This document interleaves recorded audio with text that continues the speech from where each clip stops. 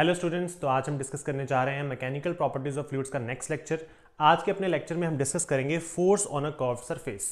कि जैसे मान लीजिए अगर आपके पास कोई एक वेसल है या कोई कंटेनर है जिसका नीचे से सरफेस जो है वो कर्व्ड है, या मान लीजिए आपके पास कोई डैम है जिसका नीचे से जो सरफेस है वो कर्व्ड शेप का है, या अगर कोई गेट है, वाटर गेट जिसने पानी को रोका हुआ है, वो कर्व्ड शेप का अगर होगा तो हम उस केस में कैसे जो है फोर्स को फाइंड आउट कर सकते हैं। एंड ये जो टॉपिक है आपका, मैं आपको पहले बता देता हूँ, ये टॉपिक आपका इंपॉर्टेंट रहेगा जेईई एडवांस्ड और मेंस के लिए। जेईई एडवांस्ड और मेंस के लिए वेरी वेरी इंपॉर्टेंट टॉपिक है।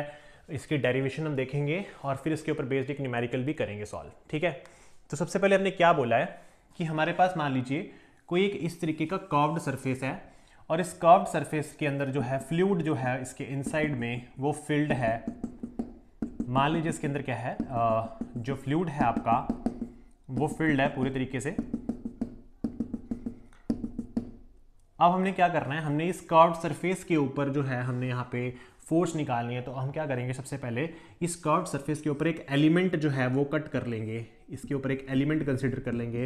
And we take DA be the area of this small element. हम इस एरिया जो एलिमेंट है उसका जो एरिया मान लेंगे वो DA मान लेंगे। So this is the small elemental area, as we can say small elemental area. इसे हम स्मॉल एलिमेंटल एरिया कह सकते हैं।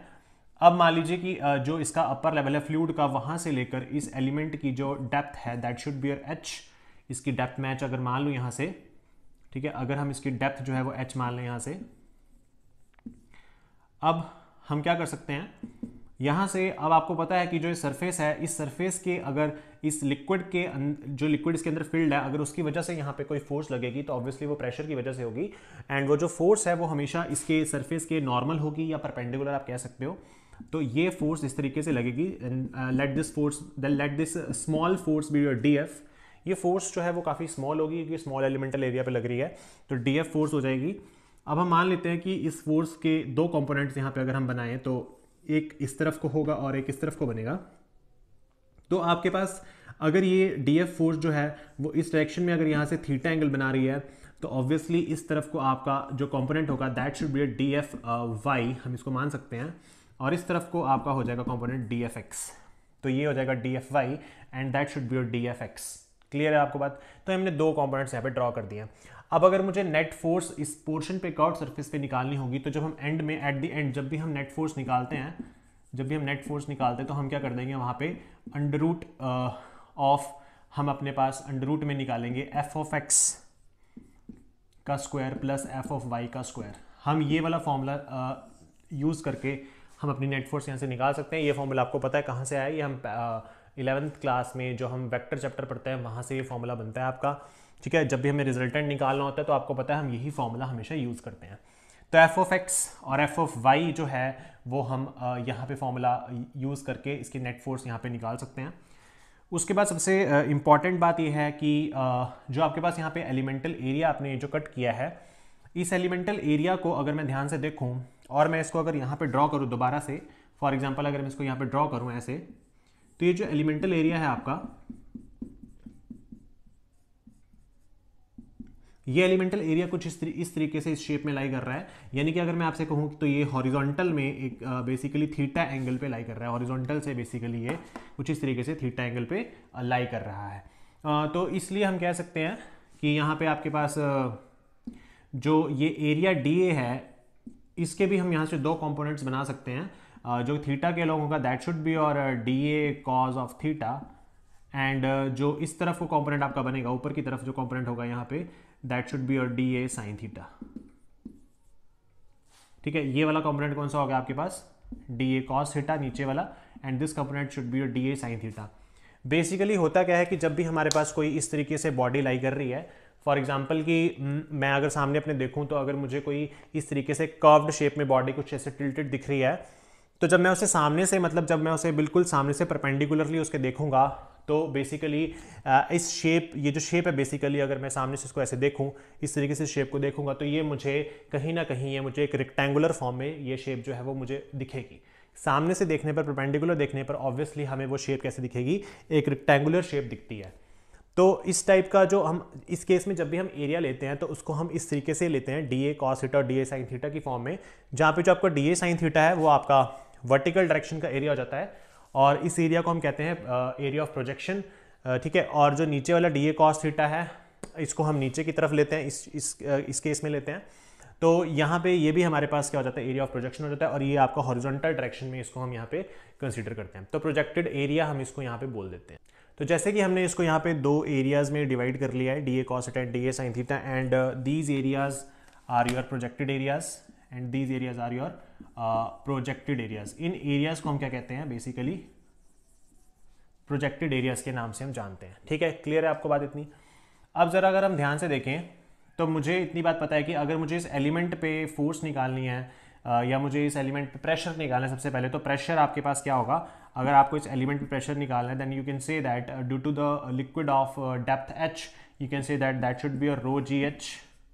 इसके जो यहाँ पे एलिमेंट पर जो प्रेशर लग रहा होगा वो प्रेशर कितना हो जाएगा आपके पास, रो जी एच प्रेशर हो जाएगा। और अगर आपको यहाँ पे इस पे D F force find out करनी है स्टूडेंट्स, तो डी एफ फोर्स आपके पास क्या हो जाएगी, डी एफ फोर्स हो जाएगी आपके पास प्रेशर इनटू जो एरिया होगा डी ए आपके पास। क्लियर है आपको बात? तो प्रेशर कितना है, रो जी एच प्रेशर है हमारे पास। कितना प्रेशर है, रो जी एच। तो आप लिखोगे D F that should be your rho G H and your D A, rho G H into D A. But जो हमारे पास एरिया है वो हम अब कैसे कैसे किस फॉर्म में एरिया को हम ले सकते हैं वो अब देखते हैं। तो जैसे कि मान लीजिए कि अगर मुझे यहाँ से D F x find out करना है, अगर मुझे यहाँ पे D F x find out करना है जो कि आपका आप देख सकते हो कि हॉरिजॉन्टल डायरेक्शन से इधर को लग रहा है, लेकिन ये कौन से एरिया पे लग रहा है, ये आपके पास डी ए साइन थीटा वाले एरिया पे लगेगा, क्योंकि ये जो एरिया है वो आपका वर्टिकल प्लेन वाला एरिया होगा। मतलब इस केस में जो वर्टिकल प्लेन वाला एरिया है जो कि डी ए साइन थीटा है, तो जब ये उस पर डी एफ एक्स फोर्स लगेगी तो वो फोर्स कितनी आएगी, then you can say that force will be your D F X which should be equals to your rho G H and your DA should be your DA should be your DA sin theta, DA should be your DA sin theta। तो ये मेरे पास एक small elemental force यहाँ पे आ चुकी है जो कि आपके पास वर्टिकल प्लेन में सामने वाले प्लेन पे जो है वो लग रही है। अगर मुझे यहाँ से टोटल फोर्स निकालनी है then we have to integrate this equation. तो यहाँ से आपके पास आ जाएगा एफ एक्स रो जी जो है आपके पास जो आपके पास रो जी वाली टर्म है वो तो इस तरफ आ जाएगी, अंदर आपके पास बचेगा H D A sine theta, H D A sine theta. So this will be your F X, this will be your F X force rho G integration from H D A sine theta. Clear है? तो ये आपके पास पहला formula यहाँ से बन जाएगा। F x को हमने फाइंड आउट कर लिया। इस फॉर्मूले का यूज करके बेसिकली हम यहाँ से एफ एक्स फोर्स किसी भी कर्व्ड सरफेस पे फाइंड आउट कर सकते हैं। सिमिलरली अगर मुझे यहाँ से अगर डी एफ वाई फोर्स निकालनी है then you can write D F Y that should be equals to your rho G H, that should be equals to your rho G H and then your D A. अब देखिए D F Y वाली जो force है वो नीचे की तरफ लग रही है, कौन से प्लेन पे, हॉरिजॉन्टल प्लेन पे लग रही है। ये हॉरिजॉन्टल प्लेन पे है तो हॉरिजॉन्टल वाला जो प्रोजेक्टेड एरिया आपका, हॉरिजॉन्टल वाला जो projected area that should be your D A cos theta. So we can write D A cos theta, we can write dA cos theta. Now to find the total force we have to integrate this equation, then we can write dFy that should be equal to integration of rho gh dA cos of theta. Now we know that this is your Fy. By integrating dFy we will get Fy and your rho g will come as a constant and h dA cos of theta. So this is basically your Fy force, this is basically your Fy force जो कि आप निकाल सकते हैं यहाँ से। तो अब हमारे पास एफ एक्स और एफ वाई फोर्स दोनों यहाँ पे आ चुकी हैं। अब इन दोनों फोर्सेस को कैलकुलेट कर यहाँ पे नेट फोर्स में पुट कर आप नेट फोर्स किसी भी कर्व्ड सरफेस एरिया पे यहाँ पे फाइंड आउट कर सकते हैं। So this is basically the main method that how to find the force on the curved surface. I hope आपको ये चीज़ यहाँ से क्लियर हो गई होगी। अब जरा इस इक्वेशन को हम ध्यान से देखा जाए तो क्या हो रहा है, देखिए रो जी तो कांस्टेंट ही रहेगा, डेंसिटी और जी की वैल्यू हमेशा कांस्टेंट रहती है, एच की वैल्यू तो वेरी करती रहेगी। देखो एच की वैल्यू जो है वो चेंज होती रहती है लिक्विड के अंदर, डेप्थ के साथ साथ वो वैल्यू चेंज होती रहती है, इसलिए उसको हमने इंटीग्रेशन में रखना है, इसलिए उसको हमने किस में रखना है, इंटीग्रेशन में रखना है। क्लियर है बात? तो अब हम देखते हैं इसी के ऊपर बेस्ड एक न्यूमेरिकल यहाँ से हम ट्राई करते हैं। तो चलिए स्टूडेंट्स अब करते हैं इसके ऊपर बेस्ड एक एग्जाम्पल। तो जैसे कि आपको अपनी स्क्रीन पर एक क्वेश्चन दिख रहा होगा कि water is retained by a curved gate A B and compute the horizontal and vertical components of the resultant of the hydrostatic pressure distribution on the gate AB। तो फिगर में आपके पास जो AB पॉइंट आपको दिख रहा है वो curved shape का है और वो एक गेट है जिसने पानी को रोका हुआ है। और यहाँ से जो आपके पास इस गेट की जो विड्थ दे रखी है वो 4 मीटर यहाँ पे दे रखी है, ठीक है। डेंसिटी आपको क्वेश्चन में गिवन है वाटर की, लिक्विड की, और आपको जो इसकी डेप्थ दे रखी है बिल्कुल वो दे रखी है 15 मीटर ऊपर से लेकर और नीचे तक, ठीक है। तो हमें resultant horizontal and vertical components निकालने हैं इस क्वेश्चन में। तो चलिए स्टार्ट करते हैं। इस क्वेश्चन को लेने के पीछे ये भी एक रीज़न है क्योंकि इस क्वेश्चन से आपको बिल्कुल एक्सप्लेन हो जाएगा, अच्छे से क्लियर हो जाएगा कि हम यहाँ पर कैसे कर्व्ड सरफेस पे फोर्स को जो फाइंड आउट कर सकते हैं। तो चलिए स्टार्ट करते हैं। मैंने यहाँ पे थोड़ा इसको ईजी करने के लिए पहले से तो कुछ फिगर्स यहाँ पे ड्रॉ कर ली हैं, तो चलिए देखते हैं। अब जो क्वेश्चन में आपको फिगर दिख रही है उस फिगर को यहाँ पे कंपेयर कीजिए, सेम वही फिगर है। उसने क्या कहा था कि आपके पास जो ये विड्थ है ना, आपके पास इस जो कर्व्ड सरफेस यहाँ पे दे रखा है इसकी विड्थ उसने 4 मीटर दे रखी है क्वेश्चन में। ये as it is diagram question में बनी हुई थी, ठीक है। ये 15 मीटर है, ये आपके पास 5 मीटर यहाँ पे उसने जो है ये चीज़ जो है वो आपको दे रखी है। क्लियर है आपको इतनी बात, ठीक है। जो उसने गेट बोला है, वाटर गेट बोला है, वो कितने मीटर वाइड है, वो आपके पास 4 मीटर जो है वो वाइड है, ठीक है। 4 मीटर जो क्या है वो वाइड है।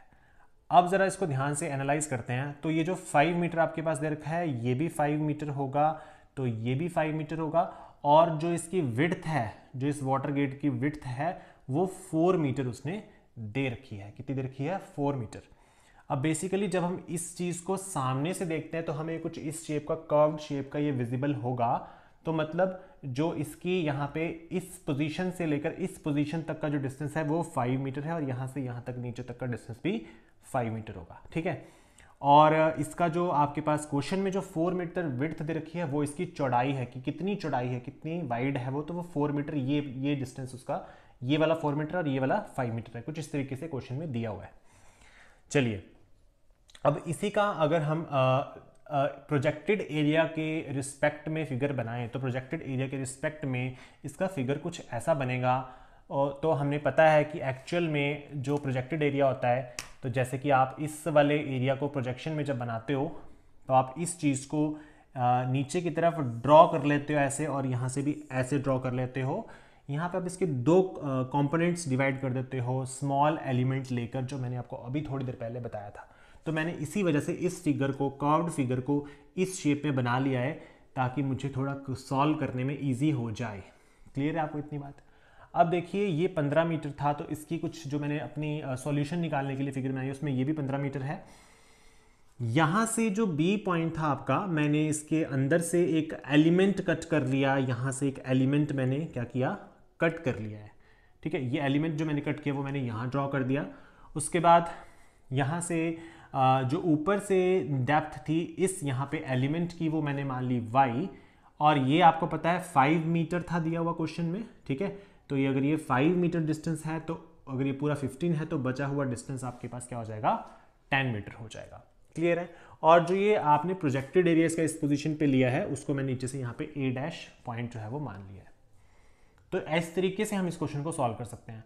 अब अगर मैं आपसे पूछूं कि इस जो यहाँ पे कर्व्ड सरफेस है उस पे इस तरफ से जो फोर्स लगेगी, दैट फोर्स शुड बी और DF(x) हम कह सकते हैं, ठीक है। DF(x) हॉरिजॉन्टल डायरेक्शन में लगेगी और DFy आपकी ऊपर से नीचे की तरफ लगेगी। यहाँ पे इस एलिमेंट के ऊपर क्या लगेगी, DFy लगेगी। इतनी बात आपको पता है। देखो जो हॉरिजॉन्टल फोर्स आप निकालोगे पहले हम उसको फाइंड आउट करते हैं, फिर हम वर्टिकल फोर्स को फाइंड आउट करेंगे। तो हॉरिजॉन्टल वाली जो फोर्स आपके पास बेसिकली वो आपके पास क्या आ जाएगी, DFX। आपको पता है कि फोर्स क्या होती है, प्रेशर इनटू एरिया होती है, ठीक है। अब आपको इतनी बात पता है कि जो यहाँ पे प्रेशर होगा वो तो यहाँ से लेकर यहाँ तक के डेप्थ की वजह से होगा। तो आप यहाँ पे क्या लिख सकते हो कि ρgy, ठीक है। आप क्या लिख सकते हो, ρgy। क्लियर है? अब एरिया की अगर मैं बात करूं तो मुझे अगर इतने पोर्शन का मुझे अगर एरिया निकालना है तो मैं क्या कर सकता हूं, मुझे इतनी बात यहाँ पे पता है कि देखो ये जो पहले एलिमेंट है ना, मान लेते हैं कि इस एलिमेंट की जो विड्थ है वो dy है। कितनी है वो, dy है, ठीक है। क्योंकि मैं y की टर्म्स में अगर ये ले रहा हूँ डेप्थ, तो मैं इसको dy मान सकता हूँ। क्लियर है भाई? इंटीग्रेशन करने में ईजी हो जाएगा।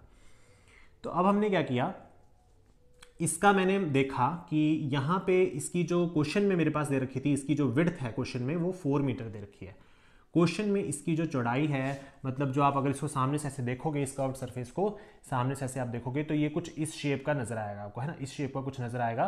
तो आप कह सकते हो भाई कि अगर हमें ये चीज़ इस शेप में नजर आ रही है तो इसकी जो विड्थ है, मतलब जो इसका ये वाला पोर्शन है, जो विड्थ है वो इसकी कितनी है, वो 4 मीटर है आपके पास। ठीक है, तो 4 मीटर हमारे पास क्या हो गई, यहाँ पे इसकी विड्थ हो गई। ये हम क्या लिख रहे हैं, हम एरिया लिख रहे हैं। ठीक है, और 4 मीटर वाइड है, और साथ में इसकी जो आप कह सकते हो जो इसकी लंबाई है वो dy है। लंबाई क्या है इसकी, मान लो dy है, तो आप लिख सकते हो 4 इंटू dy। क्या लिख सकते हो इसको, 4 इंटू dy। ठीक है, देखो 4 कैसे है, इस शेप, इस तरफ को 4 है और इस तरफ को dy है, तो ये आपका 4 हुआ, ये आपका dy हुआ, तो 4 इंटू dy। ठीक है, सामने से देखने में तो ऐसे लगेगा ना, 4, ये शेप ऐसे है, तो 4 इधर को, dy इधर को, तो 4 into dy, that should be your area. इसके अलावा हमारे पास यहाँ पे कोई भी पैरामीटर्स और नहीं है, तो ये आप ऐसे लिख सकते हो। उसके बाद हम इसको क्या लिख देंगे भाई, 4 रो जी वाई डी वाई, और यहाँ पे लिखेंगे dfx। क्लियर है, dfx। अब मैं इसको इंटीग्रेट अगर कर दूँ तो इंटीग्रेशन से मुझे यहाँ से आंसर अपना मिल जाएगा। इंटीग्रेशन कर दो भाई, इंटीग्रेशन यहाँ से भी कर दी। अब इंटीग्रेशन जब हम करेंगे तो आपको पता है यहाँ पे आ जाएगा आपका f(x), और 4 यहाँ बाहर आ जाएगा, रो भी बाहर आ जाएगा, जी भी बाहर आ जाएगा, इंटीग्रेशन हो जाएगी y dy की। अब बेटा y dy की इंटीग्रेशन कहाँ से कहाँ होगी, देखो यहाँ से यहाँ तक का डिस्टेंस जो है वो 10 है, और नीचे तक का डिस्टेंस है 15। मतलब मुझे 10 से 15 तक जाना है, 10 से 15 तक मुझे जाना है, तो मैं इंटीग्रेशन करूंगा 10 to 15 तक। तब मेरे पास ये सारा जो मैंने अपना एलिमेंट जो कंसीडर किया है, जो मुझे कर्व्ड सरफेस, यहाँ पे जो मेरा कर्व्ड सरफेस बना है, उस सारे कर्व्ड सरफेस पे लगने वाली फोर्स में फाइंड आउट कर सकता हूँ। बेसिकली कर्व्ड सरफेस ऐसे है, तो मैं इस सारे कर्व्ड सरफेस पे यहाँ से जो है अपने पास फोर्स जो है वो निकाल सकता हूँ। अब इसको इंटीग्रेट करेंगे, then after integration we will get your f(x) will be equals to your 4 rho, कितने क्वेश्चन में दे रखा हुआ 1000, and the value of g should be 10, हम 10 ले सकते हैं इसको। और इंटीग्रेशन करेंगे तो बेटा इंटीग्रेशन करके आपके पास क्या आ जाएगा, y² divided by 2, and limit is from 10 to 15। Clear है, तो यहाँ से आ जाएगा आपके पास ये 4000, 1 2 3 4 0 लग गई, और यहाँ पे 2 इसके नीचे ले आते हैं हम, और y² है, यानी कि आप यहाँ से निकाल सकते हो 15 का स्क्वायर अपर लिमिट पुट की, माइनस 10 का स्क्वायर लोअर लिमिट पुट की हमने। ये कैंसिल आउट हो जाएगा, तो ये आ जाएगा 2 0 0 0 0। 15 का स्क्वायर इज 225 एंड माइनस 100। ठीक है, 15 का स्क्वायर इज 225 होता है, आपको पता ही है 15 का स्क्वायर कितना होता है, 225 माइनस 100, और यहाँ से इसको आप मल्टीप्लाई करोगे तो यहाँ आ जाएगा इस तरीके से। 225 में से 100 चले जाएंगे तो आपका बच जाएगा 125 इंटू 2 इंटू 10 की पावर 4। आप इस तरीके से भी इसको लिख सकते हो। 125 प्लस 125 दो बार करोगे तो 250 आ जाएगा, तो 250 इंटू 10 की पावर 4 आप इसको इस तरीके से लिख सकते हो। ठीक है, बाकी राउंड ऑफ करके जैसे आपने लिखना है वो आप लिख लेना। ठीक है, तो ये आपके पास फर्स्ट जो आपके पास जो फोर्स की वैल्यू यानी कि जो f(x) है आपके पास, वो यहाँ से जो है वैल्यू आपके पास आ जाएगी। राउंड ऑफ करके लिखना है तो आप इसको क्या लिख सकते हो, और आप लिख सकते हो 2.50 इंटू 10 की पावर 6। ठीक है, तो that should be your f(x) value, that should be your value of f(x). I think आपको विजिबल होगा। ठीक है, अगर विजिबल नहीं है तो मैं यहाँ लिख देता हूँ, f(x) की वैल्यू कितनी आएगी, 2.50 into 10 raise to power 6। So that should be your force. आप न्यूटन में ले सकते हो फोर्स को। So this is your force in the f(x) direction. Clear है आपको f(x) डायरेक्शन में कैसे आपने हॉरिजॉन्टल डायरेक्शन में जो है फोर्स को फाइंड आउट करना है। ठीक है, अब हम चलते हैं और देखते हैं कि यहाँ से आपके पास, पहले आप इसका एक स्क्रीनशॉट ले लीजिए। ठीक है, पहले इसका स्क्रीनशॉट यहाँ से ले लो आप, उसके बाद हम देखेंगे कि जो आपके पास नीचे वर्टिकल डायरेक्शन में जो फोर्स लग रही है, ऊपर से नीचे की तरफ जो फोर्स लग रही है, वो वाली जो फोर्स है वो किस वजह से लगेगी। ठीक है, तो पहले इसका जल्दी से स्क्रीनशॉट ले लो।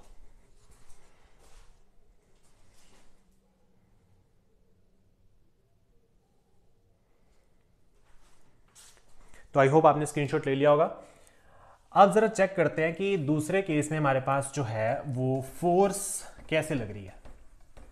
ठीक है, तो चलिए चेक करते हैं एक बार इसको मैं रफ कर रहा हूं। यहां से एक वैल्यू तो हमारे पास आ चुकी है, अब दूसरे केस में देखना बाकी है।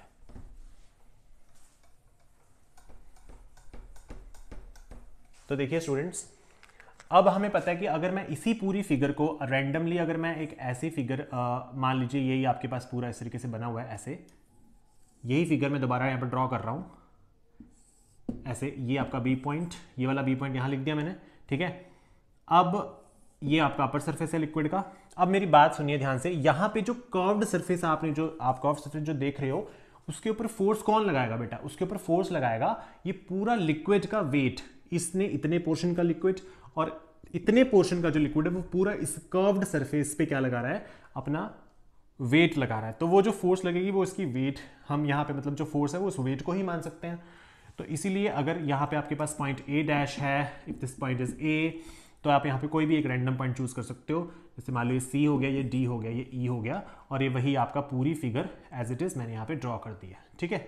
ये पूरी वही फिगर है इस तरीके से, जो आप फिगर यहाँ पे ऐसे बना रहे थे ना, ये वाली फिगर, ये पूरी वही कर्व्ड फिगर है, वही उसके अंदर फ्लूइड है। हमने सिर्फ क्या किया, इस फिगर में ये वाला पोर्शन जो है उसको हमने यहाँ से कंसीडर कर लिया, ठीक है। ये वाले पोर्शन को हमने यहाँ से कंसीडर कर लिया, यहाँ उठाकर यहाँ रख दिया, और ये वाला मैं यहाँ से बीच में से हटा रहा हूँ, ठीक है, क्योंकि हम यहाँ पे प्रोजेक्टेड एरिया ले रहे हैं, हम यहाँ पे क्या ले रहे हैं? Projected area.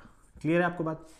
तो इस केस में क्या होगा कि सारा का सारा जो यहाँ पे फोर्स लग रहा है इस कर्व्ड सरफेस पे, वो वेट की वजह से लग रहा है। So we can write here कि यहाँ पे देखो ये वाली जो शेप है आपको, ये जो आपको शेप दिख रही है, ये बेसिकली एक rectangular, this shape is basically a rectangular parallelepiped, this shape is basically a rectangular parallelopiped, and this shape is basically your we can say quarter cylinder, this shape is basically your quarter cylinder। ये आपके पास एक quarter cylinder shape है। Quarter cylinder कैसे बनेगी? देखो, अगर आप इस शेप को सामने से देखोगे, अगर आप इस शेप को सामने से देखोगे तो ये शेप कुछ ऐसी है। देखो ये शेप क्या है, कुछ इस तरीके से बनी हुई है। अगर आप इसको ऐसे देखोगे, देखो ये, अभी मैं अगर इसको हटा दूं ना यहाँ से, देखो ये शेप आपको कैसी लगेगी? ये शेप एक क्वार्टर सिलेंडर है बेटा, क्वार्टर सिलेंडर है। अगर ये पूरा ऐसे होता तो पूरा एक सिलेंडर होता। ये कैसे होता? पूरा एक सिलेंडर होता, क्योंकि सामने से अगर आप इसको देखोगे तो जैसे मार्कर है तो ये पूरा एक सिलेंड्रिकल शेप है।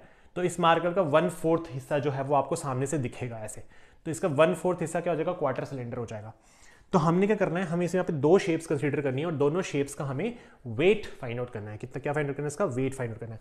तो मैं यहाँ पे लिख सकता हूँ कि जो आपके पास एफ ऑफ, यहाँ पे जो आपके पास जो एफ ऑफ वाई जो आएगा आपके पास, यानी कि जो आपके पास वर्टिकल वाला केस है, उसमें हम वेट लेंगे रेक्टेंगुलर पैरेललोपाइप्ड शेप का, और क्वार्टर सिलेंडर का पोर्शन जो है उसका हम वेट का यहाँ पे कंसीडर करेंगे, ठीक है। तो weight of quarter cylinder, rectangular parallelopiped plus quarter cylinder figure. So weight की अगर बात करें तो हम जानते हैं वेट को हम W को क्या लिखते हैं बेटा? mg लिखते हैं। अब आपको पता है जो m होगा उसको हम डेंसिटी की फॉर्म में क्या लिखते हैं? Density into volume. So we can write here for rectangular parallelopiped your density should be rho. Density तो सेम ही है लिक्विड की, लेकिन वॉल्यूम इसका अलग है, तो V1, ठीक है। और साथ में जो दूसरा, और साथ में आ जाएगा G, है ना, प्लस अब क्वार्टर सिलेंडर का भी डेंसिटी तो सेम रहेगी, वॉल्यूम इसका अलग होगा क्योंकि फिगर अलग है, और जी इसमें भी सेम रहेगा। So we can write here row, अगर हम कॉमन ले ले तो अंदर बचेगा V1 प्लस V2, और बाहर आ जाएगा आपका G आ जाएगा बेटा। क्लियर है आपको इतनी बात? आई होप आपको इतनी बात यहाँ से क्लियर होगी, ठीक है। थोड़ा कंसेप्ट जो है यहाँ पे वो आपको पहले थोड़ा मुश्किल लगेगा, लेकिन जिसने प्रीवियस लेक्चर्स अच्छे से देख लिए हैं तो उनको इस चीज़ जो है समझ आ जाएगी। तो यहाँ पे बिल्कुल बेसिक से मैंने स्टार्ट किया था फ्लूइड चैप्टर, और बहुत ही एडवांस लेवल तक मैं इसको लेके जा रहा हूँ। तो देखिए V1 प्लस V2 इंटू जी आ गया आपके पास। अब देखो क्या होगा, यहाँ से जब आप ये वाली फोर्स निकाल रहे हो, एफ वाई जो आप फोर्स निकाल रहे हो यहाँ से बेटा, वो वाली फोर्स एफ वाई जो है वो क्या हो जाएगी? रो। डेंसिटी तो आपको पता ही है क्या है, देखिए उसको मैं फिलहाल रो लिख रहा हूँ। वॉल्यूम की अगर मैं बात करूँ तो वॉल्यूम रेक्टेंगुलर पैरेललोपाइप्ड का वॉल्यूम मैं कैसे निकालूंगा? देखो, देखिए कैसे निकाल सकते हैं इसका वॉल्यूम। सबसे पहली बात तो मुझे इतना पता है कि ये जो मेरे पास यहाँ से यहाँ तक का जो डिस्टेंस था वो मेरे पास 10 मीटर के अराउंड था, और ये मेरे पास जो विड्थ थी इसकी वो 4 मीटर थी, इतना आपको याद है। तो अगर मैं इसको एक पैरेललोपाइप्ड मानूं, रेक्टेंगुलर पैरेललोपाइप्ड, तो कुछ क्यूबाइड शेप का लगेगा, और इसके वॉल्यूम होती है length into breadth into height. So you can right 10 into 4 into 4, 10 into 4 into 4। इस शेप को अगर आप सामने से देखोगे तो आपको ये कुछ पैरेललोपाइप्ड की तरह, मतलब क्यूबॉइड की तरह लगेगा। तो उसकी वॉल्यूम होती है length into breadth into height. तो लेंथ तो 10 नहीं होगी, ब्रेथ मतलब सामने वाला ये 4 है और ये वाला भी 4 है, ये 4 नीचे से ये वाला 4, ये वाला 4 और ये 10। तो आप length into breadth into height यहाँ पे लिख सकते हो, और प्लस उसके बाद जो आपके पास रो बाहर है V2, इस क्वार्टर सिलेंडर का जो वॉल्यूम है वो कितना आएगा, सिलेंडर का volume is your pi are square H होता है बेटा, कितना होता है पाई आर स्क्वायर एच। यहाँ क्वार्टर सिलेंडर से you can write pi R, आपके पास कितना है 4, तो 4 का स्क्वायर यानी कि 4 इंटू 4, 4 इंटू 4, और 4 इंटू 4 लिखने के बाद आपकी जो हाइट होगी यहाँ पे वो हाइट भी आपके पास कितनी हो जाएगी, अगर मैं इसको ऐसे लिख लूँ देखो, अपॉन 4 पाई आर स्क्वायर, पाई के बाद क्या लिखा मैंने आर स्क्वायर, साथ में क्या लिखा मैंने एच। ठीक है, तो एच कितना है आपके पास, एच कितना है, ये वाला पोर्शन कितना है आपके पास, देखो ये वाला पोर्शन कितना है, ये तो आपके पास पूरा आई थिंक सो, ठीक है, यहाँ पे आपका 5 आएगा है ना, यहाँ पे 5 आएगा, क्योंकि ये वाला पोर्शन तो आपका, ये पोर्शन जो है ये 5 है ना, ये 10 था, ये पूरा 15, तो ये 5 होगा, ये पाई 5 का स्क्वायर, हाइट आपकी 4 हो जाएगी ये वाली, और साथ में ये भी आपके नीचे क्या आ जाएगा 4 है, क्योंकि मैंने क्वार्टर ले रहा हूँ तो नीचे 4 से इसको डिवाइड करना पड़ेगा। तो इस चीज़ को हम यहाँ से सॉल्व करके साथ में जी की वैल्यू, जी लिख दिया है मैं फिलहाल के लिए मैंने, तो एफ वाई आपके पास कितना आ जाएगा, रो डेंसिटी है 1000 इंटू 4 4 16 160 प्लस, यहाँ से इसको कैलकुलेट कर लेंगे तो आपके जगह 25 इंटू 4 यानी कि 100, तो पाई इंटू 100 अपॉन 4 इंटू 10। तो इस तरीके से ये जो वैल्यू हमने यहाँ पे निकाली है, इस वैल्यू से हम क्या कर सकते हैं, अपना जो एफ वाई की वैल्यू है उसको फाइंड आउट कर सकते हैं। एफ वाई वैल्यू को फाइंड आउट करने के बाद हम यहाँ से नेट फोर्स यहाँ से निकाल सकते हैं, and then we will get our answer. तो लेट मी चेक, हम एक बार चेक कर लेते हैं कि हमारा जो आंसर है वो सही है या नहीं है।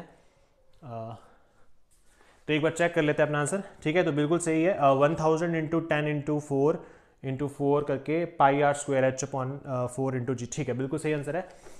तो ये चीज़ आप सॉल्व कर सकते हो। ठीक है, इसको अंदर कैलकुलेट कर लेना, एफ वाई यहाँ से आ जाएगा, तो जो नेट आपके पास यहाँ से फोर्स निकल कर आएगी, जो स्कर्ट सर्फेस से निकलेगी, दैट शुड बी और एफ एक्स का स्क्वायर प्लस एफ वाई का स्क्वायर। कई बार आप इसको एफ एच का स्क्वायर प्लस एफ वी का स्क्वायर भी लिख सकते हो, वो हॉरिजॉन्टल और वर्टिकल वाला केस बन जाएगा यहाँ से। ये चीज़ समझ आ गई आपको कैसे लिखा, ये तो क्यूबॉइड का वॉल्यूम पता है, ये कैसे लिखा, pi are square h divide by 4, क्योंकि क्वार्टर सिलेंडर है। कैसा सिलेंडर है, क्वार्टर सिलेंडर है। आर की जगह मैंने 5 लिया है। ठीक है, आर की जगह क्या लिया मैंने, 5 लिया, क्योंकि आपको पता है ना कि जो इसकी यहाँ से यहाँ तक का जो लेंथ है ना वो 5 है, रेडियस बेसिकली 5 है। अगर मैं इस सर्कल को सिलेंडर बना दूँ तो बेटा ये इसका रेडियस ही हुआ ना, देखो ये सर्कल का क्या हुआ, रेडियस ही तो हुआ है। ठीक है, ये सर्कल का क्या हुआ, रेडियस हुआ। उसकी चौड़ाई 4 है बेटा, उसकी चौड़ाई 4 है। चौड़ाई का मतलब क्या है, देखो ये सिलेंडर है, सिलेंडर का सामने वाला पोर्शन है, इसकी विड्थ अगर मैं इसको ऐसे घुमा दूं तो इसकी जो विड्थ होगी वो विड्थ यहां से लेकर यहां तक होगी, मतलब इस पोर्शन से लेकर इस पोर्शन तक जो है वो इसकी ये पूरी विड्थ है। ठीक है, और इसका जो रेडियस है वो ये है, ये इसका रेडियस है। तो कंफ्यूज नहीं होना है कि मेरे पास ये रेडियस क्या होगा, तो आपने इसको व्यू एज अ मतलब अपने सामने इसको एकदम से व्यू करना है कि ये शेप कैसी है और इस शेप में हम क्या हमारे पास रेडियस है और क्या हमारे पास यहाँ से इसकी जो है हाइट है, एच की वैल्यू क्या है यहाँ पे। तो आई होप आपको ये चीज़ जो है यहाँ से क्लियर होगी। क्वार्टर के लिए हम नीचे 4 लिख देंगे, जी की value 10, then you will get your answer. So guys I hope आपको ये थोड़ा सा कॉम्प्लिकेटेड टॉपिक था जो आपको समझ आ गया होगा। काफ़ी हद तक आपको कई चीज़ें यहाँ से सीखने को मिली होंगी। तो आपने अपने बोर्ड एग्ज़ाम के साथ साथ, बोर्ड की प्रिपरेशन के साथ साथ इस कंसेप्ट को भी आपने एक बार देखना है ज़रूर, और इसको अपने आप करने की कोशिश करनी है। तो स्टूडेंट्स, आज का लेक्चर यहीं पे ख़त्म करते हैं। Thank you so much.